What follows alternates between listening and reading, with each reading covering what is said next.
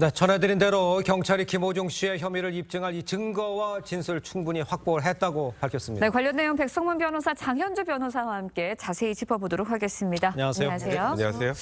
자, 경찰이 이제 거짓말 탐지기 이용한 조사 필요하지 않다. 김호중 씨의 혐의 입증 자신하고 있는 상황입니다. 구체적으로 어떤 증거들이 나온 거라고 볼 수가 있을까요? 일단 1차적으로 이 사건은 거짓말 탐지기 조사가 크게 의미 없는 사건이기도 합니다. 예. 일단은 뭐 음주 양 자체는 측정이 안 됐죠. 17시간 만에 김호중 씨가 경찰에 출두했기 때문에.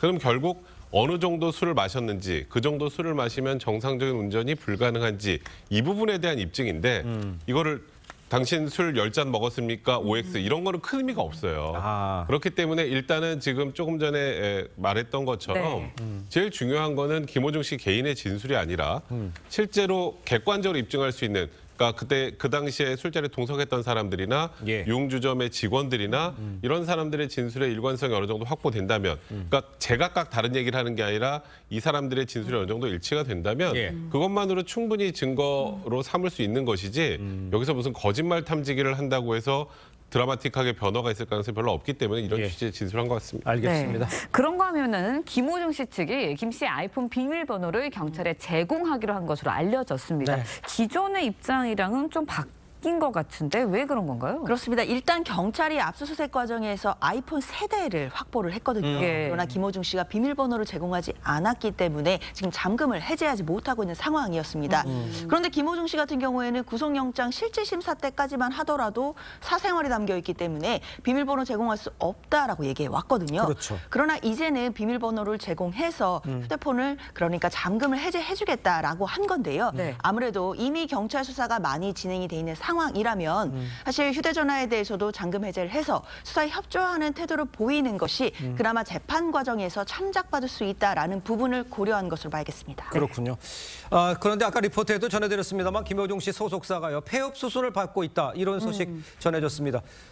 왜 폐업까지 간다는 생각을 하는 거예요? 일단은 물리적으로 그 소속사의 가장 대표 가수인 김호중 씨가 좀 구속이 돼 있고 대표, 그다음에 매니저, 본부장 등등 이 사건에 연루된 사람들이 워낙 많다는 게 일단 첫 번째고, 두 번째는 사실 지금 이 생각 엔터테인먼트가 김호중 씨의 여러 가지 공연이나 그런 음반 발매나 이런 것들로 꽤 많은 돈을 벌었었습니다. 22년에 현금성 자산이 한 94억 정도 됐었는데 근데 23년에 16억으로 확 줄면서 이제 누군가에게 빌려준 돈이 한 30억, 투자한 돈이 한 60억 정도 됐는데 여기서 주목할 만한 건 선수금이 한 125억쯤 됩니다. 이게 뭐냐면 공연을 앞으로 이제 할 거를 앞두고 미리 받은 돈이잖아요. 그럼 여기서 이제 공연을 못하면 어떻게 할까요? 그럼 이 돈은 전부 다 갚아야 되는 돈이 되기 때문에 현실적으로 사실상 파산을 하는 것과 마찬가지 그 상황이 전개된 것이기 때문에 현실적으로 소속사를 계속 유지하는 것 자체가 불가능한 측면이 좀 있는 것이 아닌가 싶습니다. 그렇군요. 네, 다 알겠습니다. 다음 이야기도 좀 해보도록 하겠습니다. 축구 국가대표 출신 차두리 씨, 내연 문제로 고소전에 휘말렸다는 사실이 전해졌습니다. 두 명의 연인을 동시에 만났다라는 얘기가 나오고 있는데 뭐 어떻게 된 거예요? 일단 이번 고소전에는 여성 A 씨, B 씨 이렇게 두 명이 등장합니다. 일단 차두리 씨가 여성 A 씨를 명예훼손과 스토킹 혐의로 고소를 했고요. 그리고 여성 B 씨도 여성 A 씨를 명예훼손으로 고소를 했습니다. 그러니까 고소장을 보면 여성 A 씨를 몇 차례 만난 사이다라고 하면서 사실 사생활 폭로 이런 걸로 인해서 명예훼손 스토킹으로 고소를 한 거고요. 여성 B 씨도 SNS를 통해서 여성 A 씨가 본인의 이제 사생활을, 그러니까 명예를 훼손하고 있다라는 혐의로 고소를 진행한 건데요.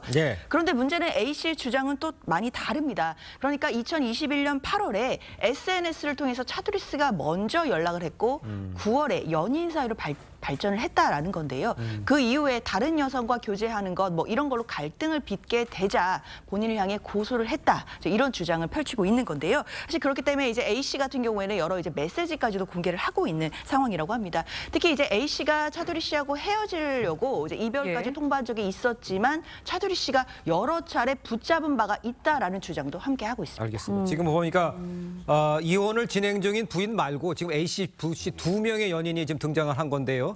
이 중에서 차두리 씨가 A 씨와 갈등을 빚은 시점이 또 이 축구 국가대표 코치 카타르 아시안컵에 참가한 기간과 겹친다, 이런 이야기까지 나와요. 사실 이 부분이 좀 논란이 크게 되는 것 같습니다. 지금 말씀하셨던 것처럼 뭐 두 명의 연인을 동시에 만났고 서로 뭐 고소와 지금 뭐 이런 것들을 남발하고 있다, 이런 부분보다 이 지금 A 씨하고 갈등이 시작이 된 게 2023년 5월경에 또 다른 B 씨를 만난다는 것 때문에 갈등이 시작됐고 지금 이 여성의 주장에 의하면 10월에 또다시 차두리 씨가 붙잡으려고 했고 그 이후에 계속 서로 연락을 주고받다가 결국 차두리 씨가 고소를 하게 된 상황 아니겠습니까? 맞아요. 고소 얼마 안 됐죠. 근데 카타르 아시안컵이 올해 3월입니다. 그러면 지금 이 갈등의 한복판에 카타르 아시안컵이 있었던 거죠. 그러네요. 그럼 차두리 그 코치가 과연 이 아시안컵에 제대로 집중할 수 있었겠느냐.